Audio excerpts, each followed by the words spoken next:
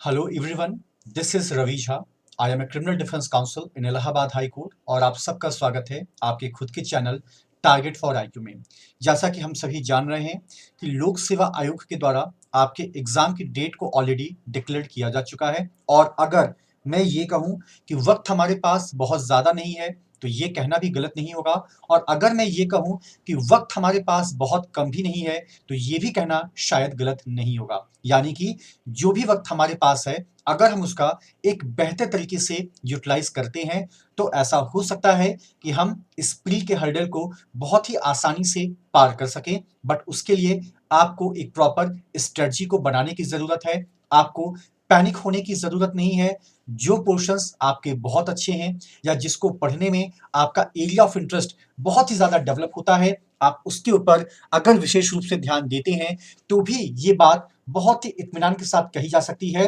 कि आपके pre exam को क्वालिफाई करने से दुनिया की कोई भी ताकत आपको नहीं रोक सकती है। एज वी ऑल नो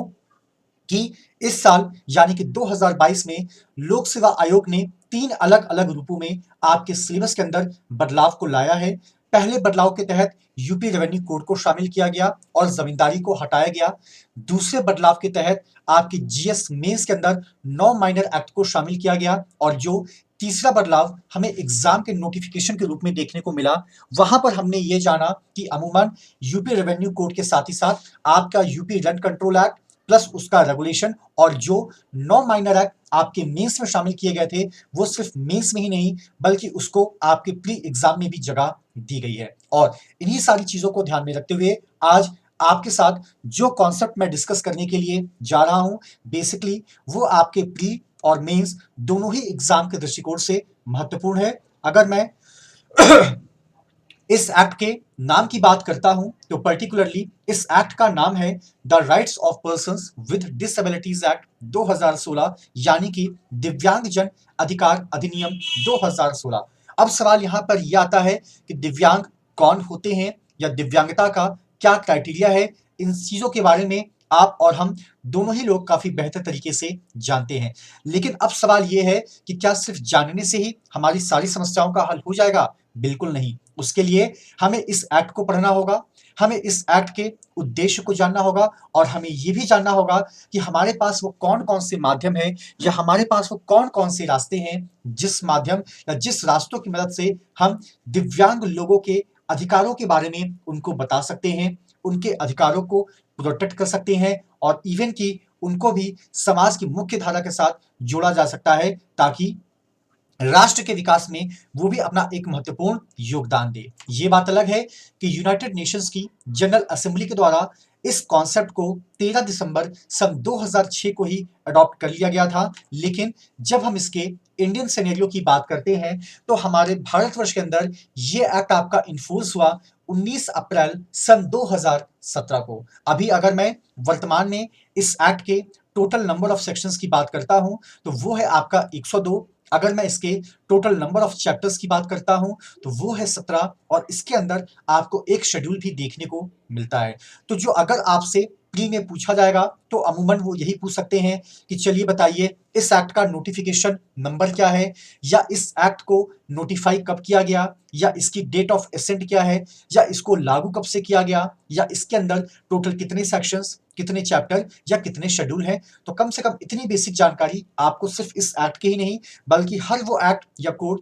जो आपके पास एक नोटिफिकेशन के रूप में है उसके बारे में at least you should have the जानकारी। उसकी जानकारी तो आपको जरूर होनी ही चाहिए। अब सवाल यह है कि आज की जो वीडियो सीरीज है इसके अंदर जो हमारा बेसिक फ्रेमवर्क होगा वो होगा सेक्शन 3 के बारे में डिस्कस करना। जब हम सेक्शन 3 की बात करते हैं तो बेसिकली यहां पर आपके सामने इक्वालिटी और नॉन डिस्क्रिमिनेशन जैसे शब्दों को रखा गया है, यानी कि एक तरफ तो हम समानता की बात कर रहे हैं और दूसरी तरफ हम भेदभाव ना होने की बात को भी यहां पे कर रहे हैं। अब सवाल यहां पर यह आता है कि आखिर यह रिस्पॉन्सिबिलिटी किसकी है, आखिर ये जिम्मेदारी किसकी है, आखिर मेजरमेंट स्टेप्स किसको उठाने होंगे। तो यूजुअली जैसा कि यहां पर शो हो रहा है कि आमतौर पे ये संबंधित सरकार की जिम्मेदारी होती है कि अगर उसके अधिकार क्षेत्र में अगर कोई भी ऐसा व्यक्ति रहता है जो मानसिक या शारीरिक रूप से दिव्यांगता की परिभाषा के दायरे में आता है तो आपको हर उन चीजों का अरेंजमेंट करना है, आपको हर उन चीज़ों को प्रमुख रूप से कंसीडर करना है जिसके माध्यम से हम उनके राइट टू इक्वालिटी को प्रोटेक्ट कर सकें, जिनके माध्यम से हम उनके राइट टू लाइफ को प्रोटेक्ट कर सकें, जिनके माध्यम से हम इस समाज में उनको एक डिग्निफाइड तरीके से प्रोजेक्ट कर सकें। कुल मिला के ये कहीं ना कहीं राज्य सरकार की जिम्मेदारी होती है, या हम अगर ये कहें कि ये राज्य सरकार का एक दायित्व है कि हर वो व्यक्ति जो दिव्यांगता की परिभाषा के दायरे में आता है उसको समाज में रहने के लिए, उसको समाज में डिग्निफाइड तरीके से जीने के लिए, उसकी शान के लिए राज्य सरकार को समय समय पर उचित कदम भी उठाने की जरूरत है, ताकि उनके मन में यह एहसास ना हो कि वो शायद इस समाज के अंग है ही नहीं, और अगर अंग है भी तो शायद उनकी जरूरत इस समाज को नहीं है। इसके अलावा राज्य सरकार की एक जिम्मेदारी और भी होती है कि हर वो व्यक्ति जो दिव्यांगता की परिभाषा के दायरे में आता है उसको एक एप्रोप्रिएट इन्वायरमेंट यानी कि एक उचित वातावरण भी प्रोवाइड किया जा सके, ताकि उसके पोटेंशियल्स का एक बेहतर तरीके से यूज किया जा सके, ताकि उसके कैलिबर का एक बेहतर तरीके से यूज किया जा सके। और अगर हम उनके पोटेंशियल्स का यूज करते हैं तो कहीं ना कहीं हमें लगता है कि अगर किसी व्यक्ति के अंदर किसी एक चीज की कमी है या दिव्यांगता है तो सिर्फ उस आधार पे उस व्यक्ति की पूरी यूटिलिटी के ऊपर किसी भी प्रकार का सवाल नहीं उठाया जा सकता है। इसके अलावा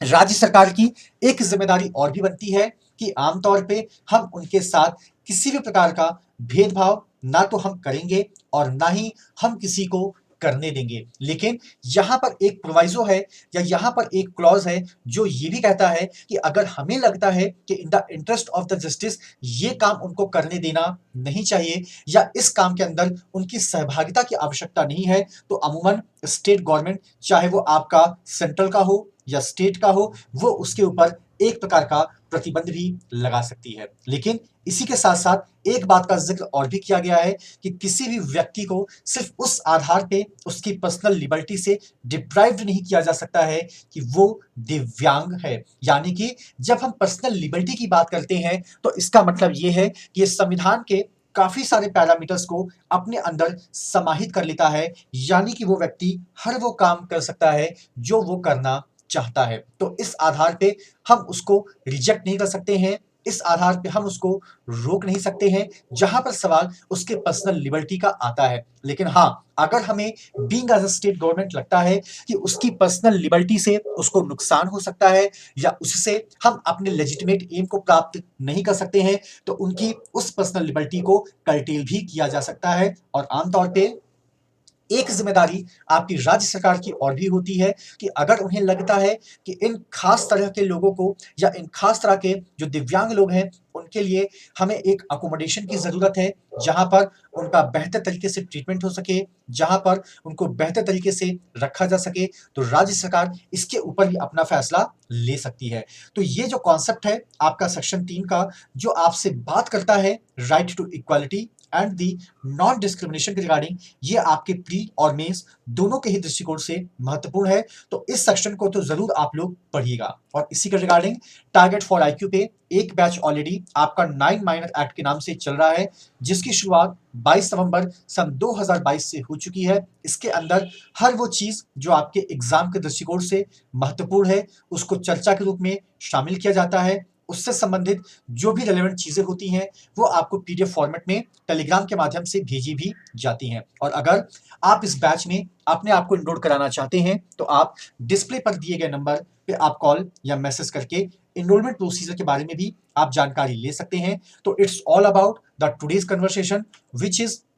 deals or which falls within the purview of the section 3 of this particular act, that is called the rights of the persons with disabilities act 2016। और इस एक्ट का ये मोस्ट इंपॉर्टेंट सेक्शन है जिसके बारे में आपको जानकारी होनी चाहिए। Thank you so much to all of you for all your love and support to the team of